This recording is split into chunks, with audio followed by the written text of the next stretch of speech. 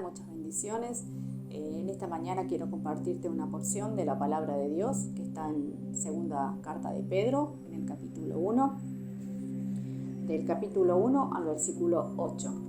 Simón Pedro, siervo y apóstol de Jesucristo, a los que habéis alcanzado por la justicia de nuestro Dios y Salvador Jesucristo, una fe igualmente preciosa que la nuestra. La gracia y la paz sean multiplicadas en el conocimiento de Dios y de nuestro Señor Jesús. Como todas las cosas que pertenecen a la vida y a la piedad nos han sido dadas por su divino poder mediante el conocimiento de aquel que nos llamó por su gloria y excelencia, por medio de las cuales nos han dado preciosas y grandísimas promesas, para que por ellas lleguen a ser participantes de la naturaleza divina, habiendo huido de la corrupción que hay en el mundo a causa de los deseos de la carne. Vosotros también, poniendo toda diligencia por esto mismo, añadid a vuestra fe virtud, a la virtud conocimiento, al conocimiento dominio propio, al dominio propio paciencia, a la paciencia piedad, a la piedad afecto fraternal y al afecto fraternal amor. Porque este es el versículo que quiero hacer énfasis. Porque si todas estas cosas están en vosotros y abundan, no nos dejarán de estar ociosos ni sin fruto en cuanto al conocimiento de nuestro Señor Jesucristo. Me gusta mucho el saludo de Pedro. Aquí en el versículo 1 dice: Simón Pedro, siervo y apóstol de Jesucristo. Yo pensaba, porque Simón era el nombre de Pedro antes de que conociera al Señor. Pero cuando conoció a Jesús, tuvo su encuentro con Jesús, Jesús le cambió su identidad y le puso por nombre Pedro. Pero él aquí en el versículo 1 dice: Simón Pedro, siervo y apóstol. Yo pensaba, ¿por qué él puso primero siervo y después apóstol? ¿Y por qué no al revés? Y yo pensaba y digo, porque él sabía y reconocía que Jesús es su Señor y su Salvador. Y creo que nosotros también en este tiempo, como hijos de Dios, también tenemos que reconocernos siervos, ¿no? de Jesús, porque Él entregó todo por amor a nosotros para que seamos sus servidores. Y también en el versículo 1 también dice, porque Pedro estaba escribiendo, evidentemente estaba escribiendo a personas que conocían de Jesús, que fueron alcanzados también por el amor de Jesús, porque en el versículo 1 dice: por justicia de nuestro Dios y Salvador Jesucristo, igualmente tienen una fe preciosa que la nuestra, decía, la misma fe en Jesús.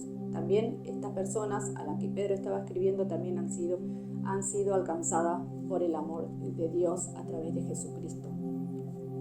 En el versículo 3 dice: como todas las cosas que pertenecen a la vida y a la piedad nos han sido dadas por su divino poder.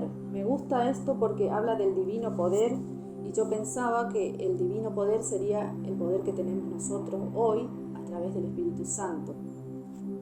En el versículo 4 también nos dice: por medio de las cuales nos ha dado preciosas y grandísimas promesas, para que por ellas lleguen a ser participantes de la naturaleza divina, habiendo huido de la corrupción que hay en el mundo a causa de los deseos de la carne, mediante las grandísimas, dice la palabra, grandísimas promesas que Dios nos dio a nosotros. Podemos huir de los deseos de la carne, porque sabemos que Dios está con nosotros siempre, nos protege, nos da fuerza, nos capacita, nos cubre con sus ángeles. Tenemos tantas promesas hermosas del Señor. Y en el versículo 5 también dice lo que tenemos que ir añadiendo a nuestra vida cristiana. Vosotros también, poniendo toda diligencia. Tenemos que hacer mucho esfuerzo y estar muy atentos en esto. Dice: añadid a vuestra fe, A la fe que tenemos en Jesús, virtud. Y a la virtud, conocimiento. Al conocimiento, dominio propio. Al dominio propio, paciencia. A la paciencia, piedad. A la piedad, amor fraternal, que nos hablaba, el devocional pasado nos hablaba del amor fraternal. Ernesto nos hablaba de este pasaje. Y al amor fraternal tenemos que ponerle amor. Y dice el versículo 8, porque si todas estas cosas, todos estos atributos que hemos mencionado del versículo 6 y 7, dice, porque si todas estas cosas están en vosotros y abundan, si hay mucho, no nos dejarán estar ociosos ni sin fruto en cuanto al conocimiento de Jesucristo. Y yo pensaba también que muchas veces uno tiene que esforzarse por no estar ocioso también, porque hay tanto por hacer en el reino de Dios.